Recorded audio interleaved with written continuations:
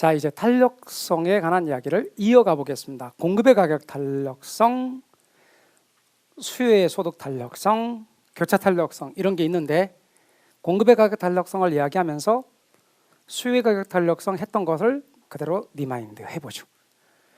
자, 여러분 먼저 아까는 수요의 가격 탄력성이었는데, 공급의 가격 탄력성이면 얘는 가격이 변함에 따라서 공급량이 얼마나 변하는가를 나타내는 지표거든요. 그럼 우리가 알고자 하는 게 뭐예요? 여기서 공급량이 얼마나 변하는가, 이게 물음표죠.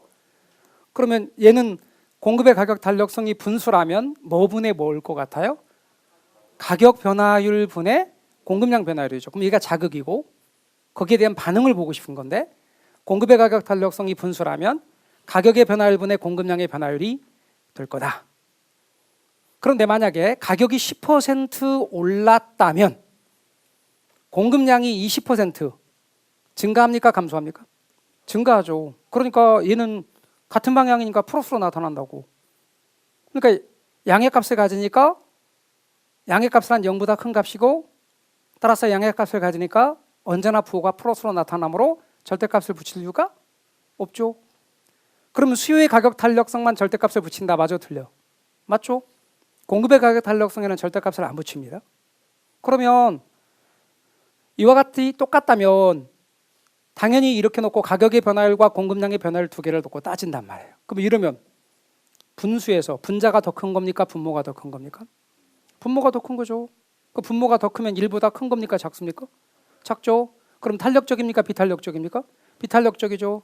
비탄력은 민감한 겁니까? 둔감한 겁니까? 둔감한 거죠. 계속 말하셔야 돼요. 계속 말하셔서 스스로에게 말하는 겁니다. 여러분, 저한테 말하는 게 아니에요. 여러분에게 말하는 거예요. 계속. 그 다음 다시 한번 합니다. 가격의 변화율과 공급량의 변화율을 봅시다. 이러면 분자가 큽니까? 분모가 큽니까? 분자가 크죠. 그럼 1보다 큽니까? 작습니까? 1보다 크죠. 1보다 크면 탄력적입니까? 비탄력입니까? 탄력적이죠. 민감한 겁니까? 둔감한 겁니까? 민감한 거죠. 자, 이러면 가격 변화율과 공급량의 변화율이 똑같으면 분자와 분모가 똑같네? 그러면 어떻게 되죠? 1이죠. 1이면 어떻게 됩니까? 단위 탄력적이죠. 얘가 기준이죠. 그러면 여러분, 가격이 아무리 변해도 가격의 변화율이 10%, 20%, 100%, 1000%, 10,000%라도 공급량의 변화율이 0%면 뭐죠? 0이죠. 그러면 탄력성 값이 0이고, 이건 가격이 아무리 변한다 하더라도 공급량의 변화가 고정되어 있기 때문에 완전 비탄력적이죠. 완전 둔감이죠. 그런데 가격이 미세하게 변할동 말동, 자, 가격이 살짝 올라가니까 공급량이 무한히 늘고, 가격이 살짝 떨어졌더니 공급량이 0이 됐네. 가격 변화에 대해 공급량 변화가 무한히 크게 바뀌면 탄력성 값은 무한대가 되고 완전 탄력적, 완전 민감이죠. 감 잡으셨죠? 자, 아까 했던 거 그대로 반복한 건데 수요량 대신에 공급량으로 바꿨을 뿐입니다. 그 다음에 여러분, 그림으로. 아까 수요 곡선은 그림의 모양이 어떤 모양이었습니까? 습관이 안 돼서 그래.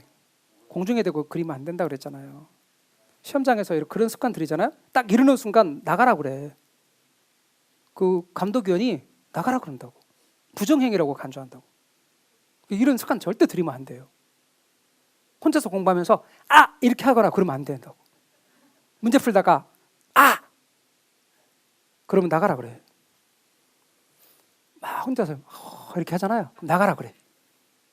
그러니까 시험에 항상 우리는 무슨 습관 들여야 돼? 답을 맞추는 습관, 보고 답을 체킹하는 습관들 자꾸 지금부터 드리는 거예요. 다시 한번, 수요 곡선은 어떤 모양이라고요? 우하향 곡선. 공곡선은 어떤 곡선이라고요? 우상향 곡선. 다시 한번 합니다. 똑같이 반복하세요. 수요 곡선은 어떤 모양?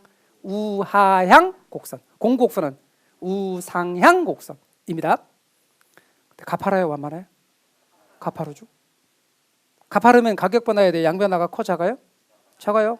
그러면 민감한 거예요, 둔감한 거예요? 둔감한 거예요. 둔감한 것도 있잖아. 둔감한 거를. 둔감한 건 뭐예요? 비탄력이죠. 근데 보세요. 완만한 그림이죠? 완만하면 가격 변화에 대해 양 변화가 커요, 작아요? 커요? 그럼 가격 변화에 대해 양 변화가 크기 때문에 이런 경우는 완만한 그림이고, 완만한 그림은 가격 변화에 대해 크죠? 탄력적이죠. 그럼 앞으로 가파른 그림, 탄력, 비탄력? 비탄력. 완만한 그림, 탄력. 가파른 그림, 비탄력. 완만한 그림, 탄력. 근데 가파르다 못해 수직선이면 완전 비탄력. 완만하다 못해 수평선이면 완전 탄력. 계속 연습하세요. 제발 부탁드려요. 말을 하세요. 누구한테? 자기한테. 자, 완전 비탄력은 가격 변화에 대해 양변화가 없다. 가격 변화에 대해 양변화가 없는 거예요. 이거는 가격 살짝 바뀔 동 말동 할 때 양변화가 무한히 바뀐다. 얘는 뭐예요? 완전 비탄력적. 이렇게 연상하시고. 얘는 완전 탄력. 연상하시고. 그래서 앞으로 수평에 가까울수록 탄력적. 수직평선이면 완전 탄력적. 수직에 가까울수록 비탄력적. 그리고 수직선이면 완전 비탄력적. 아시겠죠? 이렇게 딱 정리를 해 놓으셔야 됩니다. 그래서 앞으로 그림 그렸을 때 딱 수요곡선 제가 딱 그리는 겁니다. 이렇게 두 개 딱 그려요. 하나는 이렇게 그리고 하나는 이렇게 그립니다. 그러면서 두 개를 그리면서 여러분이 딱 보자마자 이건 보고 비탄력, 이건 보고 탄력적인 그림을 상대적으로 그리고 있다는 걸 알아야 된다. 이렇게 이게 자연스러워야 되는데 설명하고 있는데 근데 이게 왜 비탄력인지 모르겠어요. 미친다니까? 얼마나 많이 반복하고 연습했는데 이게 왜 비탄력인지 모르겠어요. 그런 경우가 뒤로 가면 계속 나타난단 말이에요. 그러면 제가 온라인의 경우는 제가 얼굴을 못 봤으니까 그렇다고 쳐. 근데 온라인도 제가 이제 그분을 딱 검색하면 언제부터 수업을 들었는지를 알거든요. 근데 여러분은 얼굴을 봤잖아. 그러니까 느끼는 거야. 그때도 물었는데 대답도 하나도 안 하더니 그럴 줄 알았어. 그런다니까. 그러니까 계속해서 자기한테 자꾸 말하시면서 입력을 하셔야 돼요. 그래야 기억에 오래 갑니다. 저를 위해서 대답하지 마시고 여러분을 위해서 그렇게 꼭 하시기 바랍니다. 제가 누차 말하지만 공인중개사 시험 떨어지잖아요. 다음에 하면 되지. 다음에 하면 돼요. 근데 생각보다 기분 별로 안 좋아요. 생각보다. 저 우는 사람 진짜 많이 봤어요. 그리고 남자분들 떠는 것도 많이 봤고 평소에 그렇게 탑한 것처럼 대답 한마디도 안 하고 딱 이러는데 나중에 시험을 하는데 오멜카드 하는데 막 떠는 거 아 이분도 되게 시험을 되게 중요하게 생각하셨구나 사실은. 근데 왜 그동안 그렇게 그랬지? 이렇게 느끼는 분도 있다고. 그러지 마시고 시험 앞에 겸손하게 계속 나를 낮추시고 배운다는 것은 나를 낮춘다는 거예요. 그래서 여러분 계속 반복을 하십시오. 그러면 틀림없이 환하게 웃을 그날이 옵니다. 자, 이제 수요의 소득 탄력성으로 갈게요. 우리 첫 번째 무슨 탄력성 했었죠? 수요의 가격 탄력성. 두 번째 무슨 탄력성 했죠?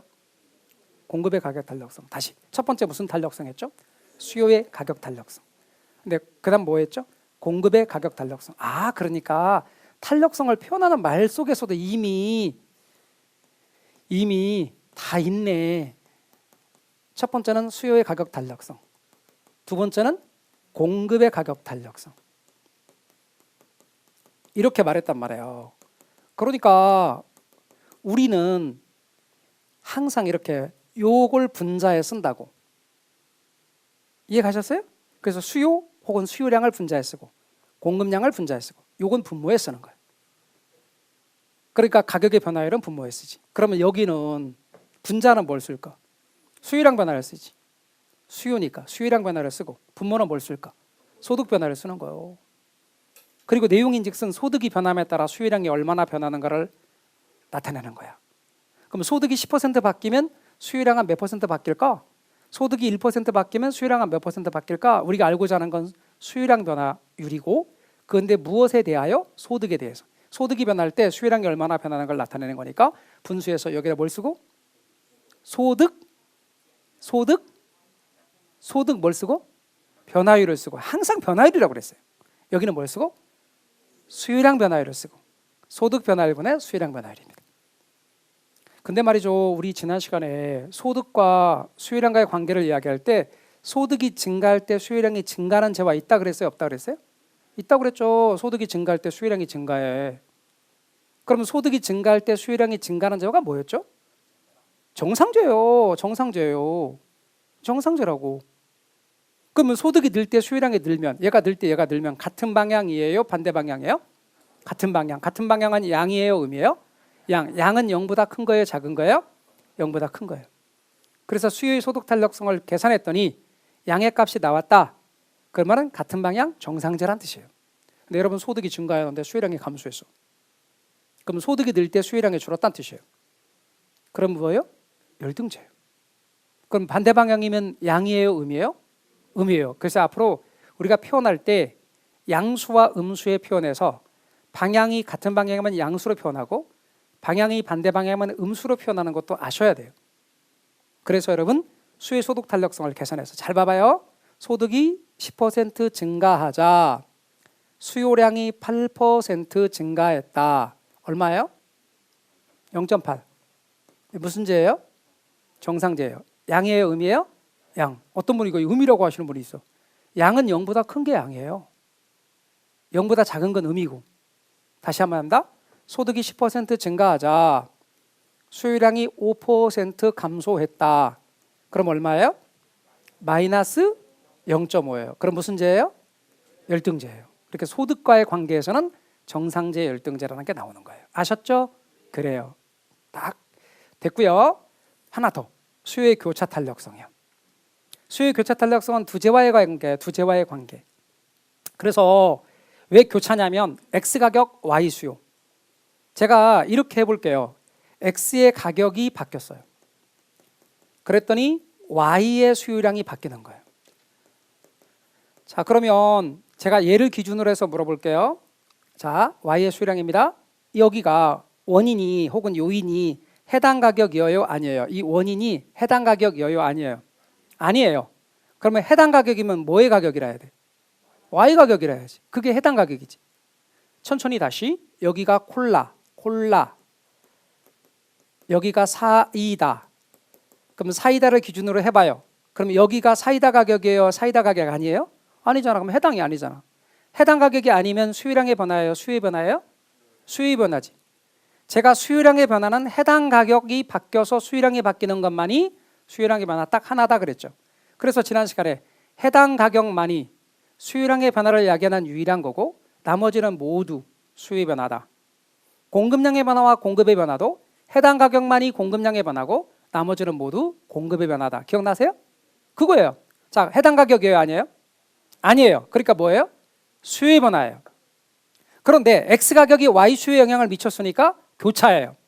X가 X에 영향을 미치면 교차가 아니에요. 근데 X 가격이 Y 수요에 영향을 미쳤으니까 교차예요. 뭔 얘기인지 아셨죠?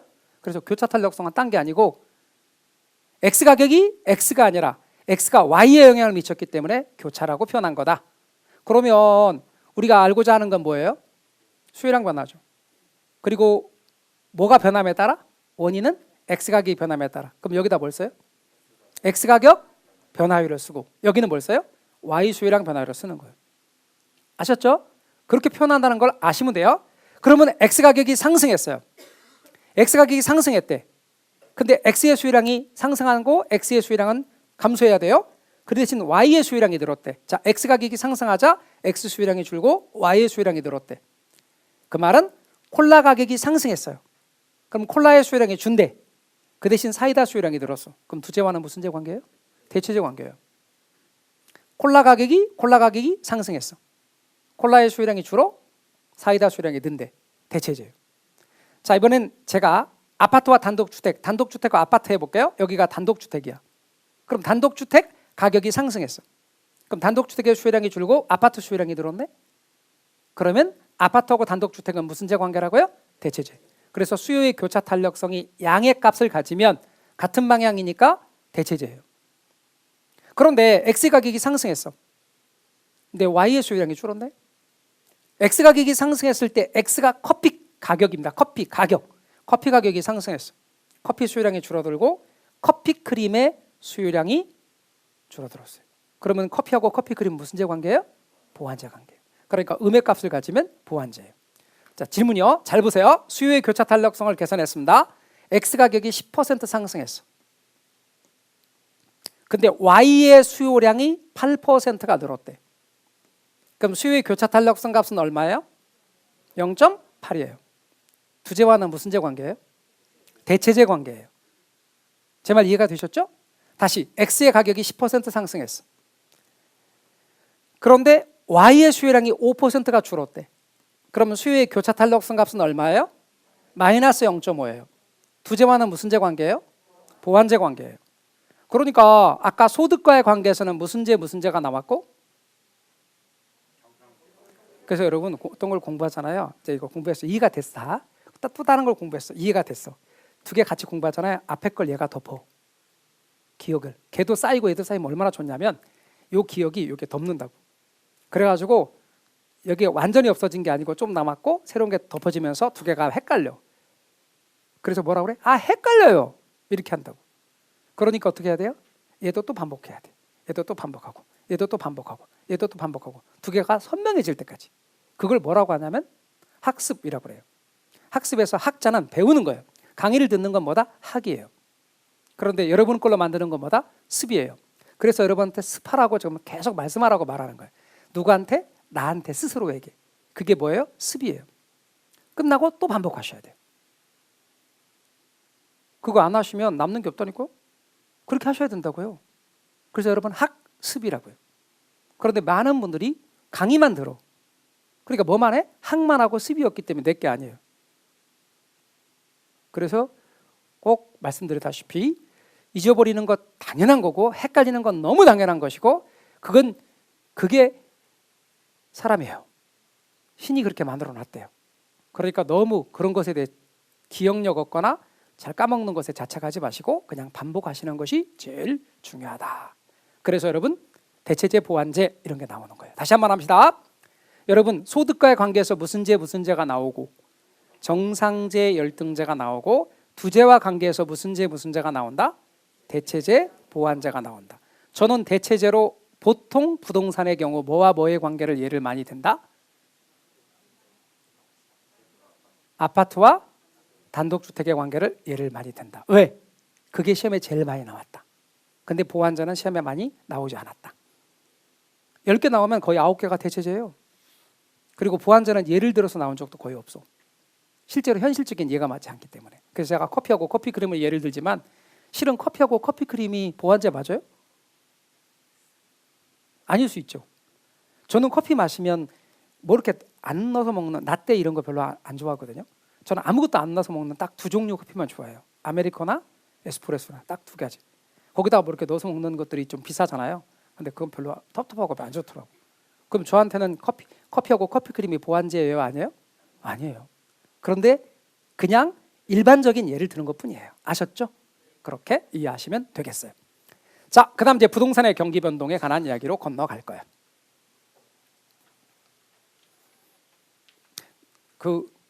여러분 해 바뀌면 그 공인중개사 시험 같은 거 이렇게 시험 준비를 하거나 그러면 운세 같은 거 보세요. 올해 운세? 봐요. 그리고 점 같은 거 보실 때 최소 한 5만 원 정도 한다며요. 그죠? 복비가. 그런 거 하지 마세요. 이렇게 보니까 뭐 이렇게 덕담 같이 막 하고 그런 것도 있는데 하지 마시고 혹시 이 중에서 점 보는 분들이 있으면 양해해 주시고 그 5만 원이나 내면서 그렇게 물어볼 거라면 저한테 물어보실래요? 저 여러분 진짜 여러분 합격할지 불합격할지 거의 적중률 80% 이상 자랑합니다.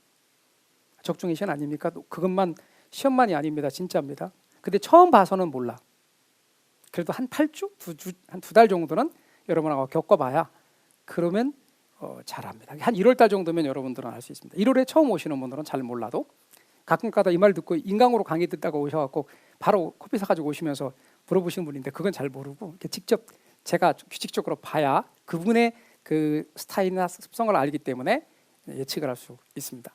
근데 여러분 아시다시피 이 점 보는 거 다 그렇다시피 그냥 오시면 안 되는 거 아시죠? 반드시 복비가 있어야 됩니다. 근데 5만 원씩이나 이런 복비를 내지 마시고 저는 복비로 아까 말한 커피 한 잔이면 족하거든요. 그러면 이제 얘기를 해드립니다. 진짜로.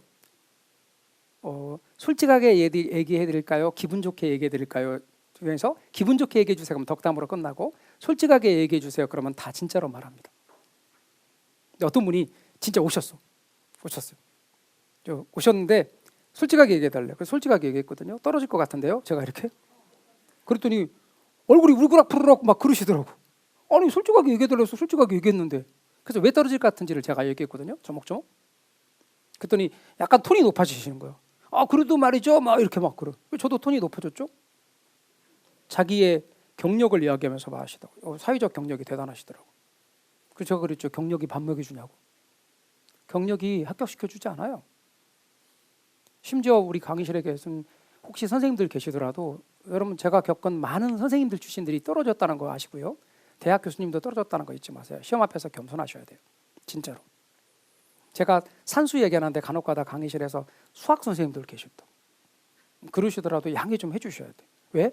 우리 같이 공부하면서 초보자를 처음에 대상으로 할 수밖에 없기 때문에 제가 산수적인 아주 더하기 빼기 기초부터 좀 할 수밖에 없어요. 그러면서 레벨이 조금씩 높아지는 거니까 좀 잘하시는 분들은 양해해 주시기 바랍니다. 누트도 제가 다 얘기했거든요. 누트도 잘 못하셔서 아주 기초적인 것부터 설명을 드려요. 누트도 나오거든요. 와, 오셔가지고 누트 모르는 사람이 어디 있냐고 막 그렇게 하시는 분도 있고 막 그래요. 근데 모르는 사람 되게 많아요. 그리고 국어도 파악 못하시는 분이 많고, 요인하고 원인이 같은 말인지 처음 알았다고 하는 분도 계시고. 그런데 그렇게 하셨던 분들이 나중에 겁나게 잘하세요.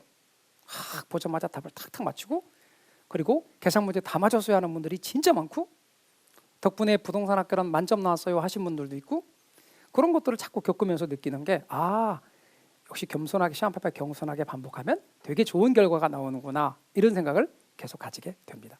그래서 편안하게 마음 잡수시고 지금부터 하세요. 다 합격하실 수 있어요. 우리 반에 계신 분들 아셨죠? 자, 이제 부동산의 경기 변동입니다. 부동산의 경기 변동에서 일반 경기 변동 부분은 시험 범위에서 중요하지 않고 배경 지식입니다. 자, 그럼 경기라는 단어부터 갈게요. 여러분, 경기라는 말이 뭐냐? 경기라는 말은요, 소비활동과 생산활동을 가리키는 거예요. 순서 바꿔서 생산활동과 소비활동을 가리키는 거다 그래도 좋아요. 그래서 경기는 한마디로 소비활동과 생산활동 혹은 생산활동과 소비활동을 가리키는 거다. 그럼 경기가 좋다는 말이 뭐냐? 소비활동과 생산활동이 활발하다. 경기가 나쁘다는 말은 소비활동과 생산활동이 침체되어 있다. 그럼 경기가 변동한다는 말은 소비활동과 생산활동이 활발했다가 침체됐다를 반복한다는 겁니다. 경기 변동을 이야기할 때 아무런 말 없이 경기 변동은 경기 순환 이렇게 표현하기도 하는데, 이런 식의 그림을 그립니다. 좋았다 나빴다. 이걸 순환이라 그러거든요.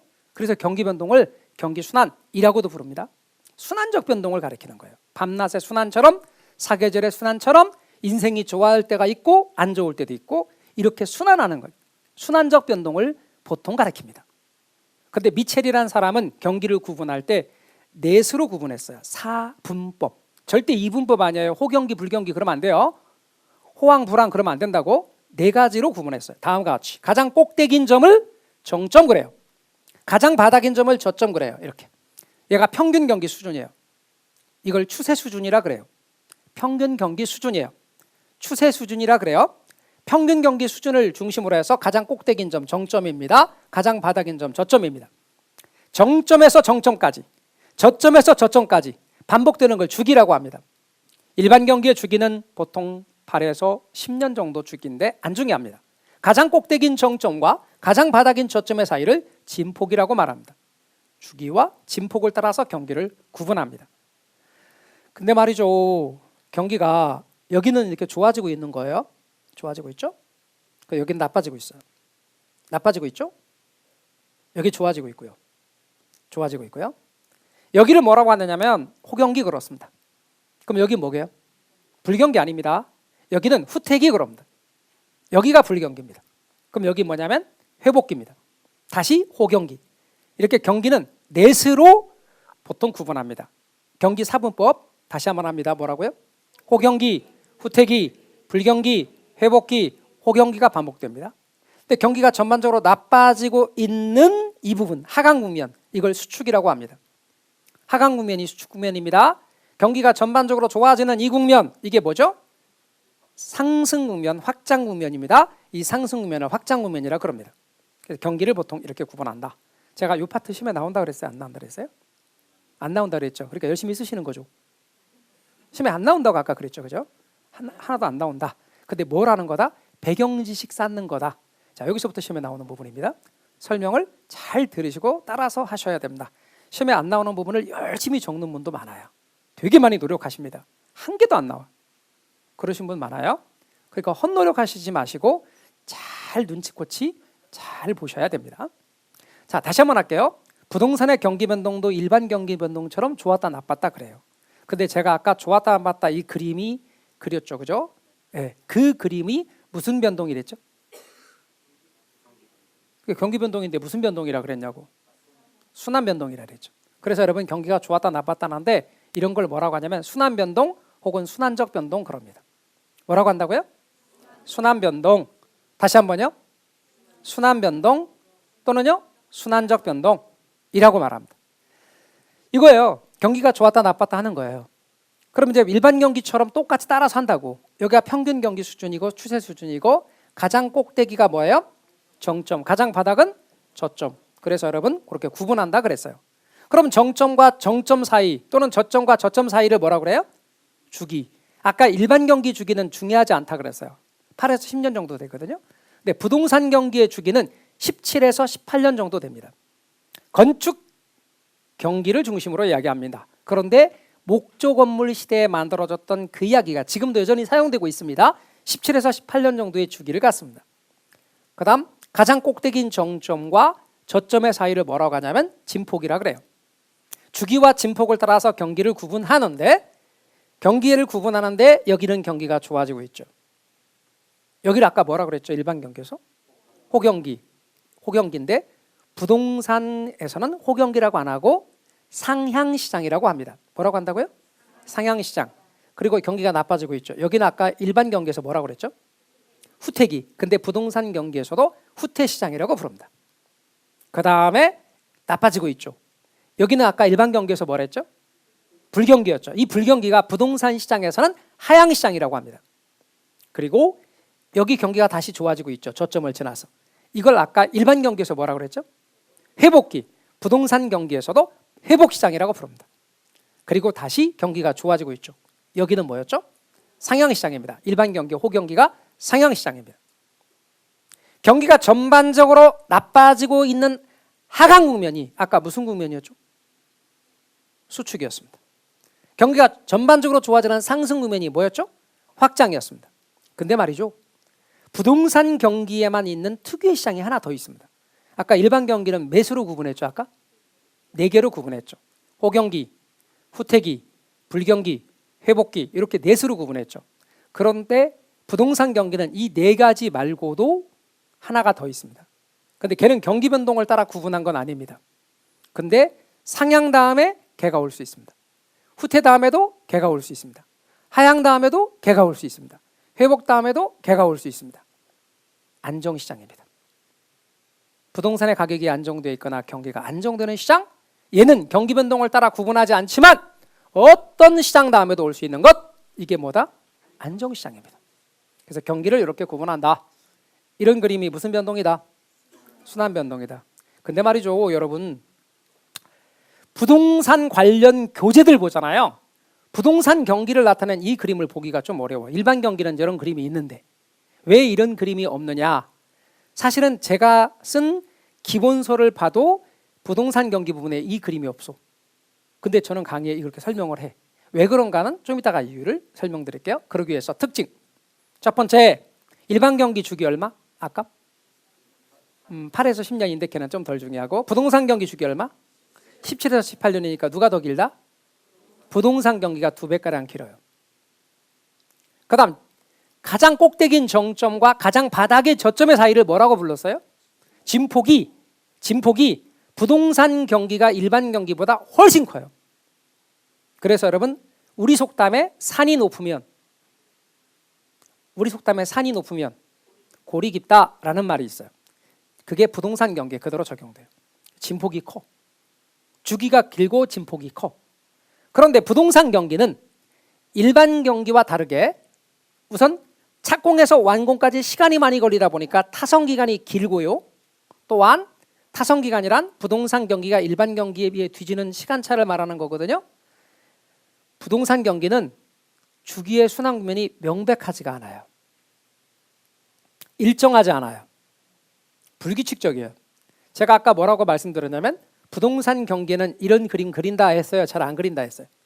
안 그린다 그랬죠? 책에서 저런 거 보기 어렵다 그랬죠? 일반 경기는 저렇게 보통 나타나는데 부동산 경기는 이런 그림을 안 그리는 까닭이 이렇기 때문에 그래요. 명백하지가 않아요. 일정하지 않아요. 불규칙적이에요. 순환은 하는데, 그래서 이런 그림을 잘 안 그리는데 우리는 시험 공부잖아요. 그러니까 명확하게 그 아까 이야기할 때 여기가 이렇게 잘라놓고 여기가 상향시장이고 여기가 후퇴고 여기가 하향이고 여기가 회복이고 이게 상향인 걸 알면서 보는 것과 모르면서 보는 것은 차이가 너무 크잖아요.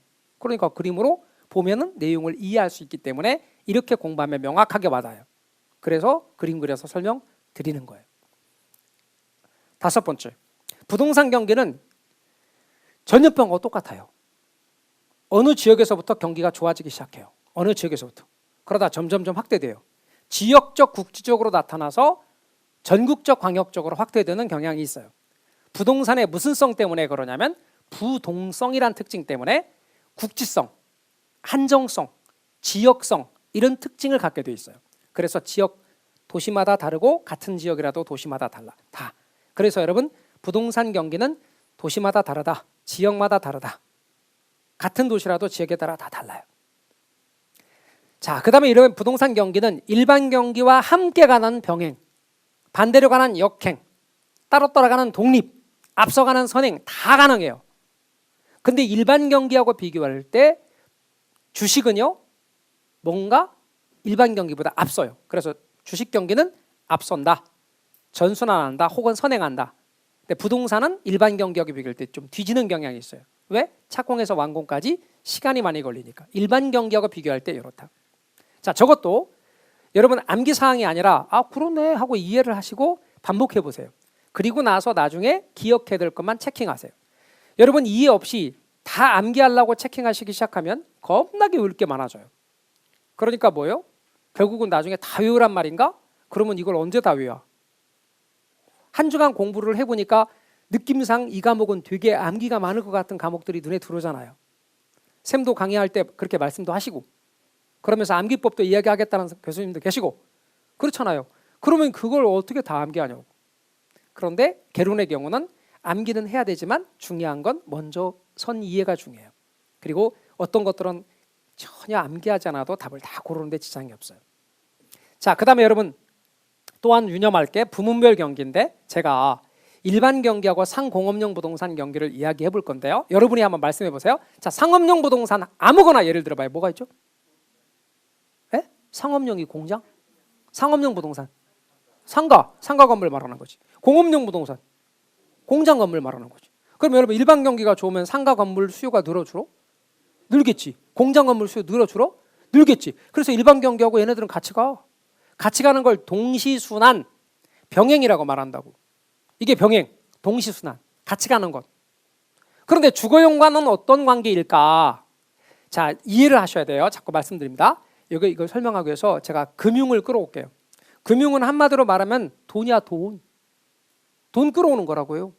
그러면 금융에서 돈이 이쪽으로 가고 이쪽으로 갈 수 있는데 여러분 돈은 수익률이 높은 쪽으로 많이 가요? 낮은 쪽으로 많이 가요? 높은 쪽으로 많이 가지.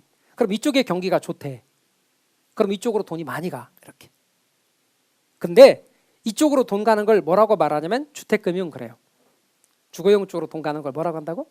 주택금융. 대표적인 게 주택금융. 부동산 금융 중에서 주택금융 그런다고? 그러면 집 살려고 돈 빌리는 건 주택소비금융이고 주택을 지어서 공급하기 위한 것은 주택개발금융이라 그런단 말이에요. 싸잡아서 주택금융이거든요. 우리나라뿐 아니라 세계적인 추세가 주택금융은 주로 무주택 서민들과 주택건설업자에게 자금을 대출하기 때문에 장기, 기간이 융자기간이 길어. 장기 그리고 저리 이자율이 낮아요. 대출 이자율이 장기 저리거든요. 그럼 얘 입장에서 좋은 거야 안 좋은 거야? 안 좋은 거예요. 수익률이 낮아. 그럼 이쪽 경기가 좋아. 그럼 돈이 이쪽으로 많이 가는데 이쪽은 상대적으로 자금이 소외된다 그 말이에요. 이쪽 경기가 안 좋아. 여기가 안 좋아. 안 좋으면 상대적으로 보다 많은 자금이 많이 배분된다. 그러니까 얘가 좋을 때 얘는 어떻게 되겠어요? 안 좋아. 얘가 안 좋을 때 얘가 좋아. 그러니까 이 둘은 반대로 움직인다고. 역순환한다고. 경기가. 얘와 얘가 일치해. 잘 봐봐요. 얘와 얘가 일치 같이 가요. 얘가 반대야. 그럼 얘네 둘이 어떻게 되게? 이거 잘 모르는 사람 있더라. 여기 같은 편이야. 얘와 얘가 적이야. 그럼 얘네 둘이 무슨 관계야? 얘 같은 편이야? 그 얘 어떤 놈이야 얘? 그러니까 반대잖아. 저 역순환 관계지. 뭔 말인지 아셨죠? 그래서 얘와 얘가 일치한다? 반대다? 그럼 얘도 역순환 관계다. 이해하셨죠? 이게 중요한 게 아니에요. 이해하는 게 중요한 거야. 그냥 여러분 이해를 위해서 그렇게 설명을 드리는 거예요. 이 표를 외우려고 하지 마시라고요. 또한 부동산 경기는 회복이 빠른 편이다, 느린 편이다. 느린 편이에요. 왜? 착공해서 완공까지 시간이 걸리기 때문에 천천히 회복돼요. 근데 완공된 시장에 나온 부동산이 시장에서 매매나 임대가 안 되면 공실이라든가 이렇게 돼버리면 바로 침체로 연결되기 때문에 후퇴는 빠르다. 회복은 느리다. 후퇴는 빠르다. 그 다음 부동산 경기 측정의 지표. 여러분 부동산 경기 측정의 지표는 제일 첫 번째 건축의 양, 두 번째는 부동산의 거래량, 세 번째는 부동산의 가격 변동 이런 게 있어요. 같이 해볼까요? 첫 번째 건축의 양, 두 번째는 부동산의 거래량, 세 번째는 부동산의 가격 변동 이게 있어요. 이걸 경기의 주요 세 지표라고 말하는데요. 이 중에서 얘는 공급을 측정하는 지표예요. 공급자 측면의 지표예요. 그럼 얘는 주로 주택의 거래량이 많이 쓰이거든요. 근데 얘는 무슨 지표일까? 눈치, 수요 지표입니다. 그래서 경기를 측정하는 중심 지표가 얘네 둘이에요. 얘네 둘이 중심 지표야. 그럼 얘는 뭐냐면 여러분 가격이 올라가는 걸 보고 경기가 좋다 이렇게 말할 수 있게 없게? 가격이 올라가는 걸 보고 경기가 좋다 이렇게 말할 수 있게 없게? 알고 봤더니 투기 때문에 가격이 올라간 거래. 알고 봤더니 건축비가 올라서 가격이 올라간 거래. 그 경기가 좋은 거예요? 아니라니까요. 그래서 가격이 올라가는 걸 보고 경기가 좋다고 말할 수 없어요. 가격이 안정돼 있다고 경기가 침체된 게 아니에요. 가격이 안정돼 있지만 거래가 활발하게 이루어지면 경기는 괜찮은 거예요. 그러니까 가격은 경기를 측정하는 중심 지표가 아니고 보조 지표예요. 얘는 보조 지표로 활용된다. 경기가 좋으면 가격이 올라가는 건 맞는데 가격이 올라가는 걸 보고 경기가 좋다고 말할 수는 없다. 이거 말고도 경기를 측정하는 지표에는 이런 것들 있어요. 공가율, 임대료 수준, 주택금융의 상태 여러 가지가 있어요. 그런데 경기 측정의 주요 지표를 말해보세요. 그러면 첫 번째 뭐라고요? 건축의 양, 그 다음에 부동산의 거래량, 주요 주택의 거래량을 많이 써요. 그 다음에 부동산의 가격 변동, 그 중에 중심 지표는 뭐라고요? 건축의 양과 부동산의 거래량이다. 건축의 양은 무슨 지표고? 공급 지표. 그리고 부동산의 거래량은 수요 지표. 이렇게 알아두시면 되겠습니다. 여러분 국민별 특징 다시 한번 아까 그림 그릴게요. 반복시키려고 자꾸 일부러 또 그리고 또 보여주고 그러는 거예요. 다시 한번 할게요. 평균 경기 수준을 아까 뭐라고 그랬죠 제가? 평균 경기 수준을 네 글자로 뭐라고 그랬죠? 무슨 수준? 추세 수준 그랬어요. 이제 추세 수준이란 말에 대한 설명을 해볼게요. 잘 봐봐요. 경기가 좋아지고 있고 나빠지고 있고 딴 색깔로 합시다. 딴 색깔로. 경기가 좋아지고 있고 나빠지고 있고 좋아지고 있고 나빠지고 있고 이렇게 한다 합시다. 이렇게 경기가 좋아지고 있고 나빠지고 있고 이렇게 된다 합시다. 경기가 좋아지고 있고 나빠지고 있고 이렇게 된다 합시다. 얘는 말이죠. 평균을 내보잖아요. 이렇게 되고 있죠 지금. 얘는 평균을 내보잖아요. 이렇게 되고 있죠. 얘는 평균을 내보잖아요. 이렇게 되고 있죠. 요걸 뭐라고 하냐면 증가 추세. 요건 정체 추세. 요거는 감소 추세 그래요. 여러분의 모의고사 성적이 모의고사 봤거든요. 봤는데 와 잘 봤어. 엄청 좋아. 3월 달에 처음 모의고사 보거든요. 엄청 잘 봤어요. 너무너무 좋아. 막 자랑하고 싶어. 사람들 앞에. 그래서 모의고사 성적표 받아갖고 일부러 여기다 놔두고 나가. 봐라 좀 봐라. 그러면요. 나중에 혼자 다닌다? 이렇게 다시 여러 명이 다시 같이 밥 먹으러 가고 그러다가 어느 날 보니까 혼자 다니게 되더라고. 그러지 마요. 아셨죠? 네, 혼자만 하세요. 다음에 모의고사 봤는데 겁나게 못 봤어. 그래갖고 막 표정을 보면 완전 죽상이야. 막 안 나오기도 하고 막 그래. 어제 술 마셨대. 다음에 모의고사 봤는데 겁나게 잘 나왔어. 엄청 좋아해. 표정 보니까 완전히 막 헬렐레야. 다음 보니까 또 못 봤어. 여러분 절대 일희일비하지 마세요. 모의고사에. 중요한 건 딱 보잖아요. 추세가 중요해. 아, 이 사람은 잘하고 있는 거야. 실력이 늘고 있는 거야. 증가 추세야. 근데 이거는 뭐야? 그대로야. 좋았다 나빴다 좋았다 나빴다 맨날 그대로야. 이건 뭐야? 망하는 거야. 큰일 나요 진짜 이거. 이게 뭐라고요? 추세. 그런데 제가 경기 변동을 하면 여기서부터 여기까지가 주기가 얼마라고 그랬어요 아까?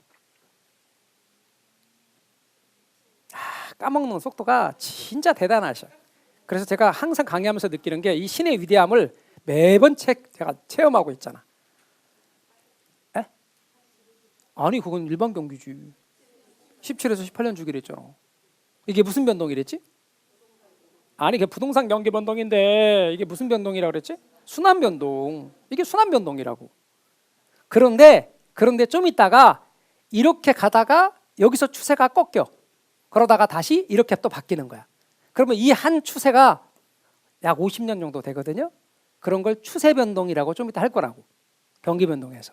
다시 돌아봐요. 이게 무슨 변동이라고? 이건 순환 변동이라고. 그런데 순환 변동인데 일부러 이렇게 그대로 놓고 옆으로 놓고 설명해야 이해가 잘 되니까 평평하게 놓고 좋았다 나빴다를 나누는 거라고. 그럼 가장 꼭대기인 점 뭐였죠? 정점. 가장 바닥인 점 저점. 그걸 중심으로 구분했죠. 그러면 정점에서 정점까지 뭐라고 그랬죠? 주기. 얼마 주기랬죠? 17에서 18년 주기.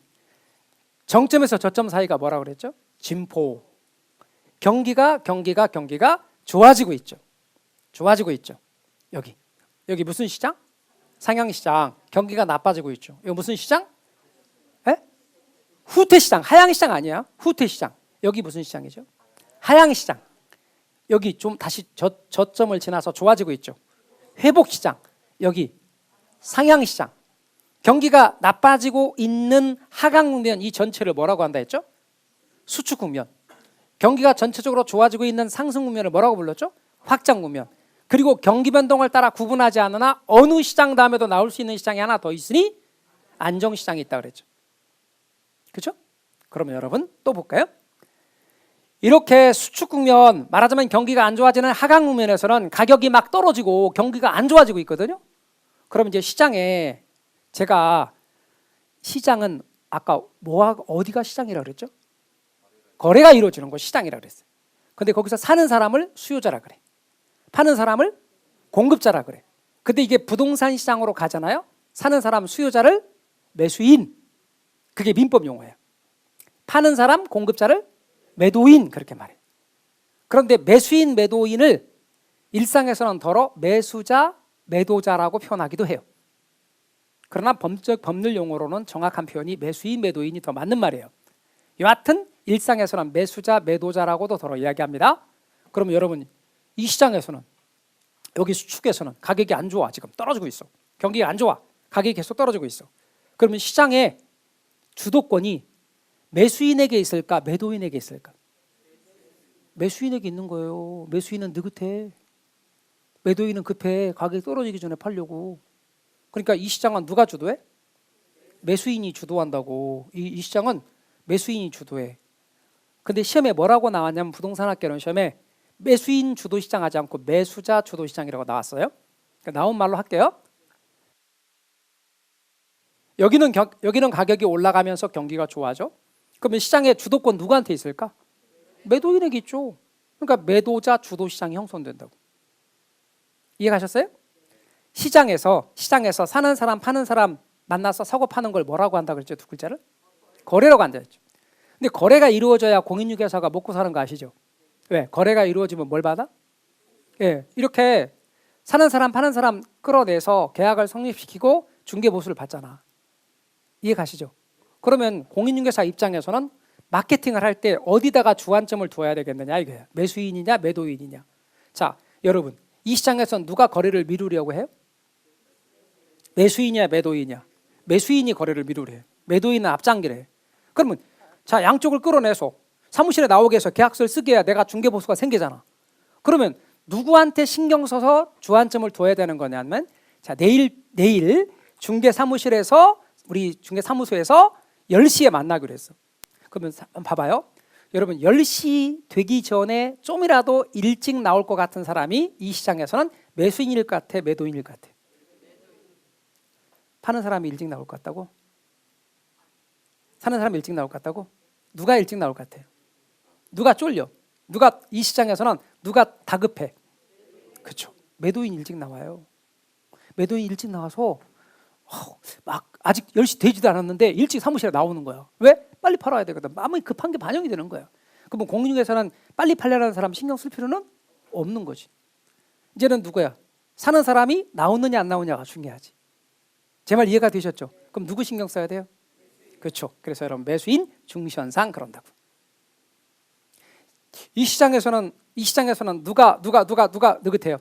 매도인. 그러니까 누구한테 초점을 맞춰야 돼요? 매도인.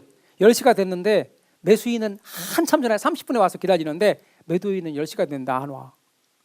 10시 10분이 돼도 안 오니까 왜 안 나오죠? 그러는데 오늘 좀 늦으시나 보죠. 뭐 좀만 기다려 보시죠. 10시 20분이 됐는데 연락이 없어. 전화를 했는데 전화를 안 받아. 30분이 됐는데도 전화를 하니까 안 받아. 불안하죠 이제? 네. 40분이 됐어. 전화했더니 전화가 꺼졌네. 온 김에 그날 월차까지 내서 하루 시간, 귀한 시간 내서 왔는데 계약하기로 하고 다 준비해서 왔는데 헛걸음했다는 생각이 드니까 1시간만 기다려보고 가지. 기다리고 그냥 갔습니다. 그런 경우가 많아요. 그리고 그 매도인한테 전화를 했는데 계속 전화도 꺼져 있고 2시간 전에 전화하니까 전화가 가. 그래서 한번 전화해봤더니 또 안 받아. 공인중개사가 어느 날 길 가다가 그분을 만났어.